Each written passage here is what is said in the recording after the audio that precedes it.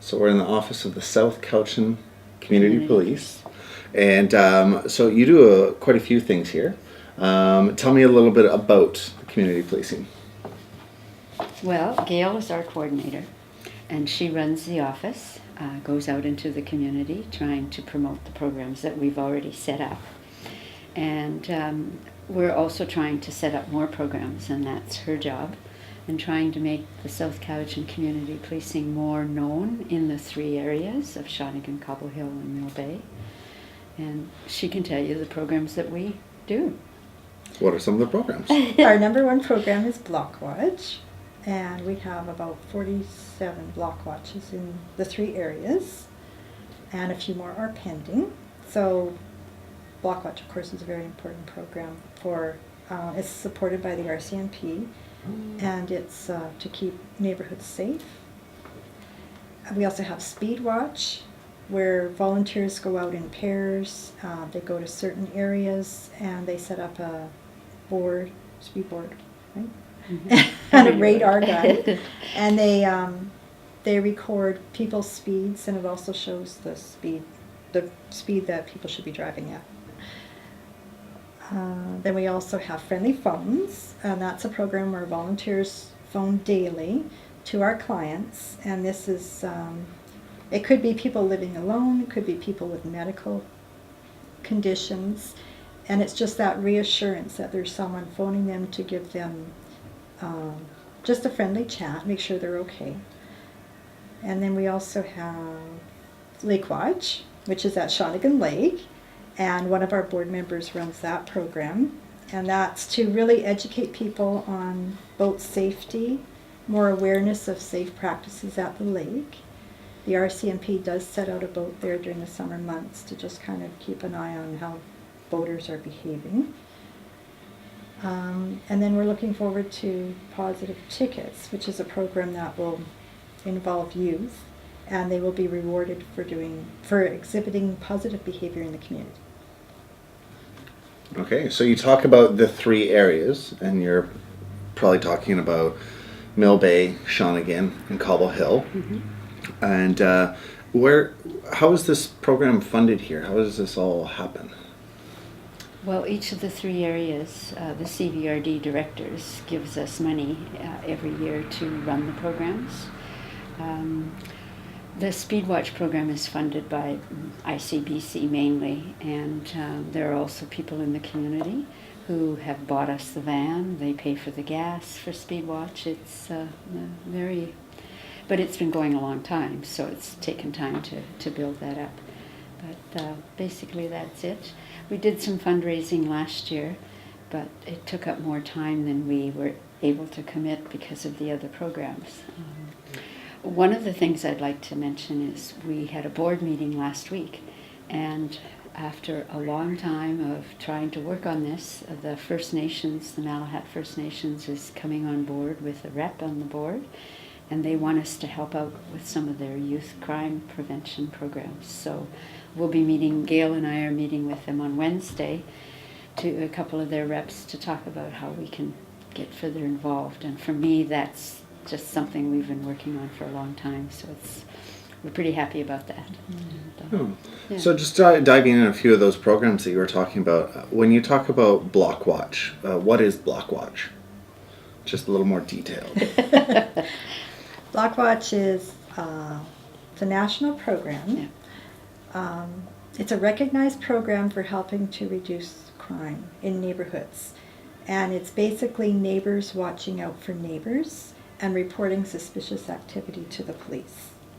And we do fan outs to Block Watch captains, because each Block Watch has a captain who's kind of in charge of their area, and they will fan that information out to their Block Watch, and that would involve break-ins in the area, stolen items, lost dogs or cats sometimes. Oh, that's a biggie.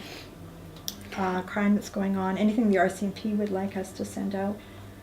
So general information, and also a big bonus with Block Watch is that if you belong to a Block Watch, many insurance companies will give a deduction in insurance costs because they recognize how valuable that program is. It is known for reducing crime because neighbors are really on board and working together.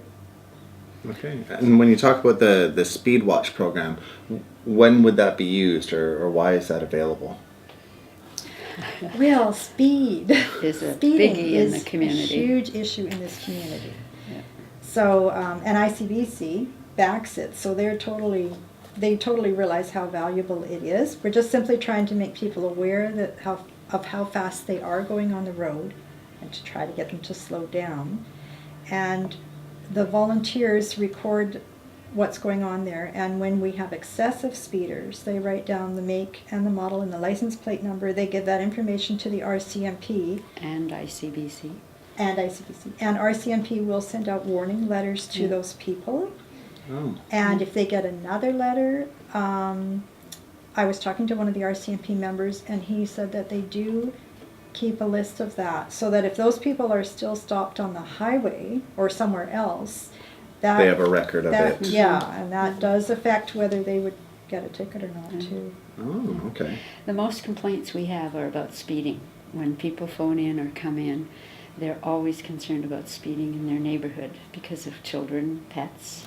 So if someone has noticed quite a bit of speeding, they're able to call you folks? Yes. They call, and Bob Wallace is our coordinator, and he will set up the car with the reader board in your area on whatever days they have volunteers. But they also have a reader board that's just can be set up. For example, on Huckleberry Park is a summer program, but they run. And he sets it out there in front of the park so that even the parents who drive in know, oh, I was speeding. It's amazing how that works. But it's really something that we need. We also have ordered slow down signs. I don't know if you notice in the community how many slow down, respect Those yellows. the yellow signs. We're ordering and we're contemplating giving each block watch captain about 6 or 8 signs.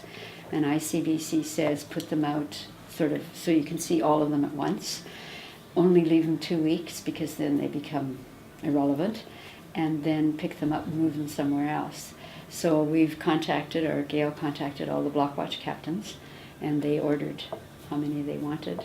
And well, we've got some there. We've been doing this for quite a few years. Yeah, since about 2008, I think we've had those. So. Huh. Yeah. And the Friendly Phones program. You were talking about people who may be living alone, people with medical problems. It sounds like it's definitely geared towards seniors. Sounds of it. Pretty well, isn't it? I mean, we don't limit it to that. No, we certainly don't limit it to that. I mean, it's open for anyone who would like to, be on that list. But most of the people are seniors, yes. So what does that look like from here, and how does that work?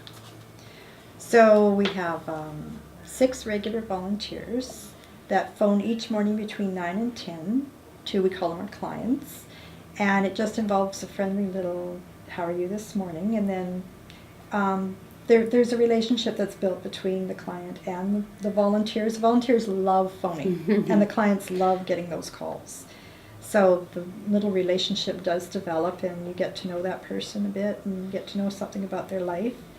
But there's also other ways that we can contact those people, or they can contact us. Some people prefer to email in the morning before we are open, and then we get that email, we won't give them a call. And then some people prefer to phone in too as well before we're open in the morning and leave a Because voice they may be message. busy. Yeah. Yeah, they may be busy, they may be going out of town. But if we don't contact them, they have to, when they sign up for the program, have 2 people who have their house key. Because it was only a couple of weeks ago we phoned one of our clients and there was no response, so we phoned his contact number, and sure enough he'd had a heart attack and was taken by ambulance to the hospital. And we wouldn't have known this, so sometimes we've had to go to the house and check on them, but with the 2 people who have the key, it's really handy. Oh, wow. Yeah. So it sounds overall that you're kind of the liaison before someone goes to the police. If they find something that's not urgent, that they can come here and at least get information. I've found over the years that people are always hesitant to call the police. So this is working as, yes, they come and see us, and we try to encourage, or really encourage them to go to the police, but people are too nice or something. I don't know what it is. I think they're intimidated by the police too. Maybe, though. yeah. A lot of them want to report something to us, like an accident or a crime, Yeah. rather than going to the RCMP. Or abuse, or yeah. So we're learning as well. Everything is new for us, but it's pretty exciting. And what have you found to be your, maybe tell me, what are some success stories that you've heard? I mean, just the condition of the gentleman having the heart attack and then being saved. Actually, I like this story, and I don't know if you've heard it. I know Gail has. I live in Mill Bay, and we have the whole area is, where I live, is block watch. And a couple moved here from up island with a young boy who had long hair. And he was being harassed by a pervert when he got off the bus. And she phoned me and said this: I fanned it out. And for the next 2 weeks, almost everybody who lived on the block when the bus came or went was standing on their deck or on their lawn watching. Raking leaves, Yes, or playing with the dog. Or... Well, my husband even walked the dog, and he never does that. So, but they were so impressed with and he was eventually arrested in Victoria. But you wouldn't get that if it wasn't a block watch, because people don't like snooping on each other, and this was True. very good. We've run positive tickets for quite a few years, but usually it was the RCMP that gave out the tickets. Oh, gotcha. And because the RCMP are limited to the areas that they go, a lot of kids weren't recognized. So this year we're going to include all the block watch captains who will be able, we don't know how many tickets, we haven't worked that out yet, but they will be able to give tickets to the kids in their area. You know, the kid that rides his bike with the helmet, why shouldn't he be noted? Delivers papers, all sorts of things like that. And especially important is with the First Nations, because we never see the kids here. So we're hoping to set it up that the First Nations could hand out the tickets, but they'd have to come here to get the prize. That way we'd have some initial contact with them, get to meet them, tell them about other things. Some of the prizes we've had over the years, Island Savings donated a $500 term deposit one year. And so we had the reception over at Island Savings, and it was pretty impressive. The kids were quite... we haven't gone out for prizes yet, but we will. And a couple of years ago, we had, during Mill Bay Days, we had an RCMP vehicle parked out front here, and the presentation was made in front of the vehicle. So I don't have a picture handy, but it was, you know, all the people were watching, and these kids felt pretty important. So, yeah, so we're working on that. We've got a list of people we want to spread the word, you know, from the newspapers to Shaw to Czech to the directors for the CVRD, all of that sort of thing. And then we'll get it moving.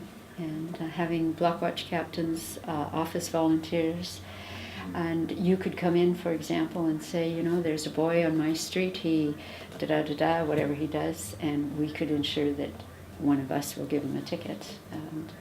And kids are pretty impressed. Oh, that's a very cool program. It is a cool program. It was started by an ex-RCMP. I don't know where he was from. Ontario. But, yeah. But the RCMP like giving it out, you know, because then, you know, the kids, they come toward a kid who's wearing a helmet and whatever, and they're, you know, oh, he's going to yell at me, and he gives them a positive ticket. They sort of, oh, it just changes the... Yeah.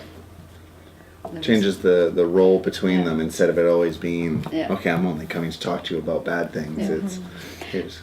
I was going to tell you about Speedwatch. I don't know if Gail knows this, but a couple of years ago, when we had a safety committee in town, they collected prizes, and the RCMP, after the Speedwatch is set up, you go through the reader board, and then you keep going. There was an RCMP further down who usually gives you a ticket for speeding.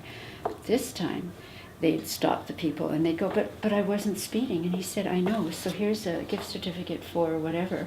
And that really caused a lot of good. Yeah, it was good. Yeah, Wow. yeah, because people don't expect that, so we like to do opposite things. Yeah. Yeah. Positive thing. Positive Yeah. things, yeah.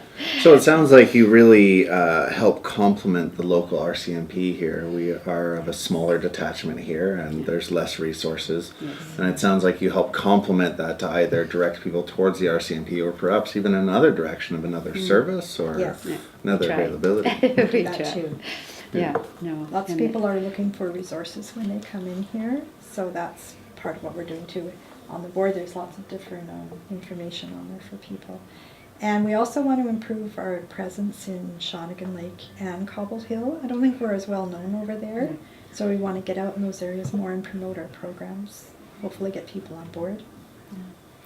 One of the good parts has been the seniors luncheon in Copper Hill Hall. Mm-hmm. Gail or myself or someone has gone there regularly, and we take along Friendly Phones pamphlets or Block Watch, and it's worked really well because they have a lot of people attend that. It's very well attended. It I is. think they're going to need another venue Yeah. soon. That's No, but it's good. It just tells you the need for Yeah. seniors in the area. yeah. And we would love to encourage people to come into our office and find out what we're all about. That's something we could really have more people coming in here would Yeah. be great. And our volunteers love greeting people and giving out information Yes. as well. But I think the name community policing turns people away. They think, oh, I don't know. Who knows? I could be wrong, but it tends to. I really believe that as well. Yeah. That policing in there, they just kind of go, really. But I mean, some of them are coming making comments like, "Where's the handcuffs? You know? Are you going to arrest me?" And what's other than being known, like getting your information out there, what are some of the challenges that you're facing here at the community policing? Getting people to come in. Yeah. Oh. We'd like to have more block watches. You know, as you can see by the map, we really need to spread it. It takes time. Sometimes people are afraid of, they think it's a lot of work, and it really isn't. You need one meeting a year with your block watch people, and it's barbecue, a picnic, whatever, and we will gladly come and speak to you about what the program entails. I think the best part has been, though, the fan out. We haven't had as many from the RCMP recently like we did with the previous sergeant, and it's amazing how many of the people in the community will stop me and say, how come we're not getting all those fan outs like we used to? And as the sergeant says, well, there isn't as much crime to report. Good job. Yes, but I think we've tried to work with the fire department, for example, the ambulance, and send out fan outs from them about, the fireman said, do this, just protect your home. Have you checked your battery and your smoke alarm? Yeah, And those kinds of things. So we just haven't had a chance recently to do a lot of that. We're busy trying to set up programs, but those are positive things. We have such a great community with volunteers. When you think of the firemen and we're lucky. And we're basically run by volunteers. Yes. So volunteers are very important to us, and they do a great job. Yeah, and we need more. Yeah. more volunteers, Yeah. more people knowing you exist, Exactly, and more yeah. block watch. That's Yes. And more that's- people on Friendly Phones. We would love to have Yes. 50 Yeah. on that list or 100. It'd Yes. be wonderful. People, though, often the first word when you talk to them is, I can take care of myself. And then after they hear stories about people who've been dead a couple days and nobody's noticed, like Burnham Park, for example, all of a sudden it changes their attitude and they sign me up. And then they realize when they're talking to the volunteers here that, yeah, it is fun to chat away. So, and we had a tea at my house, a barbecue, not a barbecue, we out on the picnic, out on the lawn. We had all of the people who call and the people who are called came to my yard, and it was a beautiful day. And it was good to meet each other, because otherwise you just hear a voice. So Can't put a face to that. no.